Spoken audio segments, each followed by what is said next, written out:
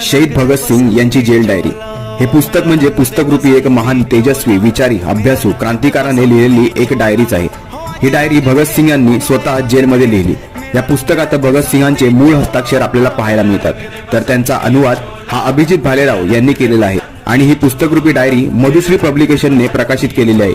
ही diary वाचताना एक गोष्ट नक्की कळते की भगतसिंगांचे अनेक विषयांवर अभ्यास, वाचन आणि चिंतन होते। यात भगतसिंगांनी मानवाची उत्पत्ती, कुटुंब संस्था, राज्य संस्था, सामंतशाही, भांडवलदार, धर्म आणि नास्तिकतेची तर्क, तसेच अराजकता, भीती, कायद्याचा अभ्यास, शिक्षा यांसारखे विषय लिहिलेले असून भारतच नाही तर भारताबाहेरील अनेक क्रांतींचा विषय मांडलेला आहे। आणि हे सर्व वाचताना एकच वाटते की प्रत्येक विषयावर त्यांनी भरभरून लिहिलेले आहे। त्यांची क्रांती ही बंदूक आणि बॉम्ब यांवर मुळीच नव्हती, तर वैचारिक आणि सर्वांना सामावून घेणारी अभ्यासू आणि चिकित्सक क्रांती होती। बाकी हे पुस्तक ऑनलाईन देखील उपलब्ध आहे। शेवटी भगत